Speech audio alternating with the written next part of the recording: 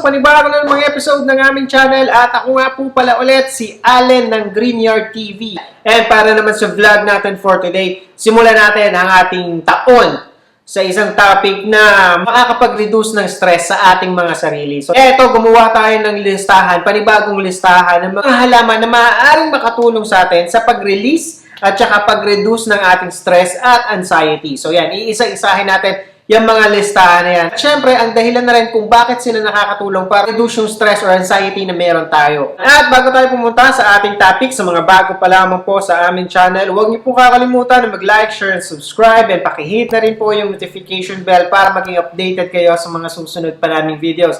And please also visit and support na rin po yung aming Facebook and Instagram page, Greenyard PH po. At sa mga gustong bumisita sa aming garden, andito po sa screen yung aming complete address. So eto na nga, gumawa tayo ng listahan ng mga halaman na maaari nating i-collect at isama sa ating mga halaman na meron sa ating bahay. Nakakatulong para ma-reduce yung stress at anxiety na maaaring meron tayo. So yan, and ito yung masasabi kong best of the best kasi dun sa mga sinearch ko, ito yung mga lumalabas. So unahin na natin sa ating list itong peppermint. Ito personally, peppermint, wala pa ako nito. Meron ako nito before pero matagal na panahon na kasi yun eh. And I think ang isang malaking factor kung bakit nasa list ito is because yung fragrance na meron siya, yung amoy, yung minty na smell na maaari ibigay sa'yo. So, yun yung parang siguro mas makakapagparelax sa'yo. And based dun sa nabasa ko yung peppermint daw ay nakakatulong para ma-lower down yung frustration at saka makapag-boost ng alertness. Yun yung mga factors na naibibigay ng peppermint bukod sa tingin na gamit din siya sa pagluluto, di ba? So, yun, parang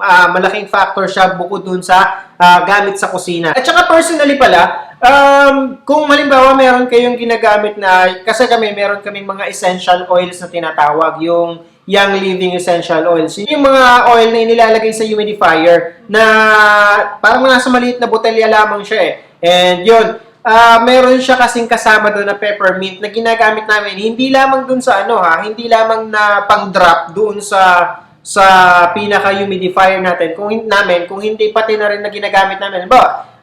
Minsan medyo masakit yung ulo mo, maglalagay lang kami noon sa may sentido, papahid lang kami noon, and napaka-effective niya. So yun lang yung gagamitin mo kasi ang niya ang bango talaga niya, at pagkatapos maaamoy mo yung menthol, tapos malamig siya sa kung saan mo man siya ipapahid, kaya parang ang sarap, nakaka-reduce. Kaya yung pa lang yun oil na siya, pero what more kung halimbawa pa siya yung talagang halaman, tapos kung medyo makapal pa yung mga peppermint nyo, napakalaking factor nito sa loob ng bahay natin. At saka diba, ginagamit din pala nga itong mga peppermint na to sa mga sabon na meron tayo. At saka nabasa ko din na halimbawa, ito sa mga may bathtub lang o kaya kung kasya kayo sa drum o sa timba, pwede natin gawin yan. Pero dun sa ginagamit pala siya, kunyari, magcha-chop ka ng peppermint, tapos ilalagay mo siya sa bathtub mo, tapos lalagyan mo ng warm water, tapos ka doon, magbababad ka. Yun, nakakatulong yun para ma-relax yung muscle. So, yun yung isang maganda doon. Kaya lang, wala kaming bathtub. Baka paa lang ang pwede kong ibabad sa timba na may peppermint. So, yun. At ang susunod naman sa ating listahan na itong lavender. Itong lavender, kasama din siya sa kasama din siya sa mga essential oils. At isa sa, kung meron kayo nun, yung sa Young Living na essential oil, ang unang-unang mauubos dyan na nasisiguro ko sa inyo is yung peppermint at saka yung lavender. Kasi napakabango niya, napakasarap ilagay sa kwarto, napakasarap gamitin. And yan, ang lavender kasi number 1 yan pagdating naman daw sa mga ginagamit or pinaprescribe ng mga aromatherapists. Kasi nakakatulong ang lavender para makapag-alleviate ng stress. Kaya ito ay number 1 na pinaprescribe ng mga aromatherapy. So yan, lalo na dun sa mga patients nila na nagsasuffer from stress. So ito naman natin na talagang ang lavender isa sa may pinakamabangong scent. Kaya nga madalas siyang gamitin sa mga essential oils. Kahit ba hindi essential oils kahit pa yung sasabihin yung mga artificial na mga oil na nabibili natin sa mga na ginagamit sa humidifier. Sila yung parang sasabihin mo na one of the best seller pagdating dito. And yun kasi yung nagagawa nilang tulong. Lavender, hindi naman siya kamahalan, hindi rin naman siya mahirap alagaan, at saka madali mo siya makikita sa mga sa mga garden shops kasi mga nag-aano na rin yan, yung rosemary, lavender, peppermint, yan, halos magkakasama sila. Pag nakakita kayo ng rosemary sa isang garden shop, hindi pwedeng mawala yung lavender kasi lagi yun package yan At saka yung mga peppermint na yan. So yan lang yung mga dapat natin hanapin. At kasama sa listahan natin yung rosemary. Dahil katulad ng naunang dalawa natin, yung scent din na naibibigay ng rosemary sa atin ay nakakatulong para makapag-release ng stress at siguro tension sa katawan natin. Ang rosemary pa naman lalo na kapag kumuha ka ng yung piraso, tapos yung dinurog mo siya sa fingers mo, tapos inamoy mo, lalabas lalo yung smell na meron siya. And yun, kung halimbawa magde-display kayo nito sa kitchen or sa living room ninyo, meron kasing nabibili nito ng makapal at malalago na, hindi naman kamahal, around 200 siguro, may mabibili tayo or less. Kaya medyo mas maliit nga lamang yun. And yun, perfect na to na pang-add sa atin sa loob ng bahay natin. And ang next naman sa ating list ay ito namang mga English ivy. Ito ngayon ko lang to nalaman Napakalaki pala ng naitutulong ng English ivy sa loob ng bahay o kapag meron tayo nito. Kasi ang nagagawa nito, nakakatulong pala ang mga English ivy para tanggalin yung mga namumuong molds sa loob ng bahay natin. And kaya nilang gawin yan daw. Based dun sa nabasa ko sa HGTV na 94% ng molds ang kaya nilang tanggalin within 12 hours. Yung mga molds kasi nabubuo pala siya dun sa mga poorly ventilated spots or area ng bahay natin. And yun nga, kung halimbawa poorly ventilated yung bahay natin, maaaring maraming mamuo ng molds. At kapag may molds kasi, ang nagiging epekto ng molds sa atin is nakakatulong kasi siya para ma-increase yung yung sintomas natin sa depressions, sa irritability, at saka sa insomnia. Kaya napakalaking bagay pala na meron kang English ivy sa loob ng bahay natin. Ang next naman sa ating list ay ito namang mga Chinese evergreens. So, itong Chinese evergreens, napakarami nito, mapa-local man, kasi wala namang specific na variety ang sinasabi dito. Kaya kahit ano siguro ang Chinese evergreen. And yun yung isang maganda dito dahil itong Chinese evergreen, sigurado ako sa mga nag-aalaman, sigurado hindi mawawala ng kahit na anong or kahit na isang klase ng variety ng aglaonema na makikita sa bahay natin. At naman, yung isang presensya lang ng mga nasa list na to is malaking factor na, malaking bagay na para makatulong sa atin. Kung halimbawa, sa tingin mo, nagsasuffer tayo sa stress or anxiety, yun. And ito, talagang marami kami dito sa bahay. Yung mga local natin, yung mga Snow White, itong mga Doña Carmen natin, iba't ibang klase, even yung mga Suksum Jaipong at saka yung mga Unyamani, talagang one of our collections itong mga Chinese evergreen dito sa bahay. Kaya siguro katulad ko sa inyong mga bahay, siguradong hindi mawawala nito. At saka isa pa, yung mga Chinese evergreen, madali siyang alagaan. Alam naman nating lahat yan. At yung mga Chinese evergreen or aglaonema, matagal na siyang ginagamit na pang-decorate or pang-display sa loob ng bahay natin. Kaya parang win-win situation din pagdating dito sa mga Chinese evergreens. Kasi nga, pang-decor mo na, pang-display mo pa, and nakakatulong siya sa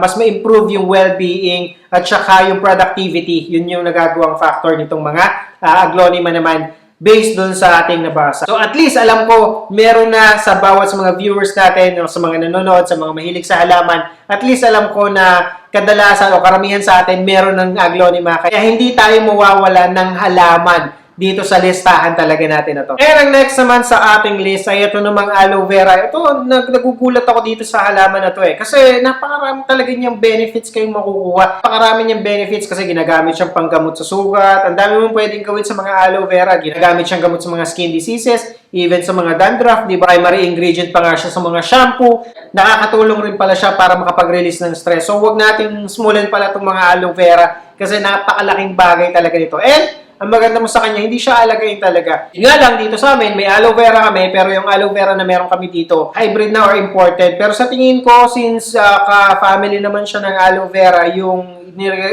ibinibigay niya na benefits ay sa tingin ko parehas lang. Pero ibig sabihin lang din, yung local na aloe vera na sa tingin ko may around 50 pesos lang nun, mabibili kayo na maliit and mapapalaki nyo na yun. Kasi yan, lumalaki yan ng sobrang laki kapag kayo nalagaan. May nakita ko before, nakalagay pa siya sa kawa Sobrang kapal o sobrang laki ng bawat dahon na meron siya. At napakaraming uses ng aloe vera. So yan, kaya kasama siya sa ating listahan. At ang isa pang napakaganda sa aloe vera, ang nagagawa pala nito sa loob ng bahay natin lalo na siguro yung mga sabihin nating workaholics o yung mga nagtatrabaho talaga hanggang sa pag-uwi sa bahay o lalo na ngayon nauso yung mga work from home, di ba? So, probably nakatutok tayo sa mga computers natin even if nasa loob tayo ng bahay. So, ginagawa ni aloe vera is nakacut down niya yung radiations na maaaring nakukuha natin sa mga electronic devices katulad ng siguro ng mga TV, ng mga monitor, ng computers, ng cellphone.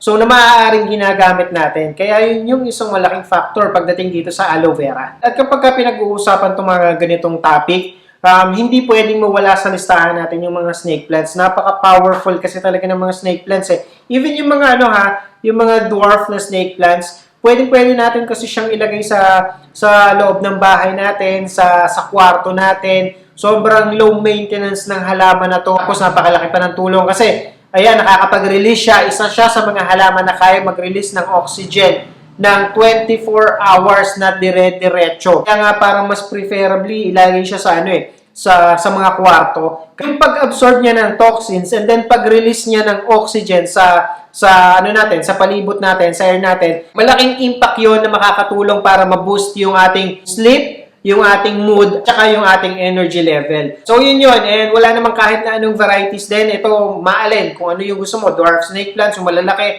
Meron din kami nito sa loob ng bahay namin. And I can say na one of the best plants na pwede nating magkaroon. Kasi nga, low maintenance, hindi mo alagain. Pagkatapos, napakaganda niyang pang-decorate or pang-display sa kahit na saan. Gumawa pa nga ako nito ng mga water propagation or yung water decoration ng mga snake plants. Imagine niyo yun, kaya din nilang mabuhay or mag-thrive sa mga natin, kahit nasa water siya. And then next naman sa ating list, ito namang mga ferns. So pagdating dito siguro, mas maganda yung mas makakapal at mas malalagong ferns na nakalagay sa mga hanging basket na or yung sa matataas na pot, or even siguro sa kawa. Kasi, ang isang nagagawa naman ng mga ferns para sa atin, mga ferns pala kasi ay napakagaling na humidifier sa loob ng bahay natin. Kasi ang nagagawa niya is, nakakapagbalik kasi siya ng moisture sa air na nilalanghap natin. Siyempre, pag fresh air, mas breathable siya, mas nare-relax tayo, mas gumaganda yung mood natin. Kaya nare-release yung stress na meron tayo. And syempre, napakaganda pang display sa loob ng bahay natin. Yun nga lang, lalo na kapag makakapal malalago, may mga nakikita ko nito, yung ginagamit pa nga nilang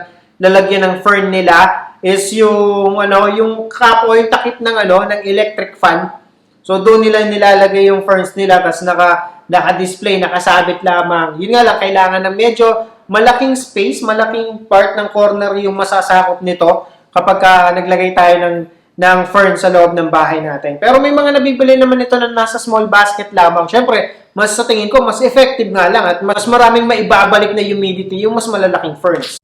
So, yun lamang po and I hope nakatulong at nag-enjoy kayo sa panonood ng video na to. And again, sa mga bago pa lamang po sa aming channel, huwag niyo pong kakalimutan na mag-like, share, and subscribe. And pakihit na rin po yung notification bell para maging updated kayo sa mga susunod pa naming videos. And please also visit and support na rin po yung aming Facebook and Instagram page, Greenyard PH po. So magkita-kita po ulit tayo sa susunod na episode ng Greenyard TV and thank you for watching.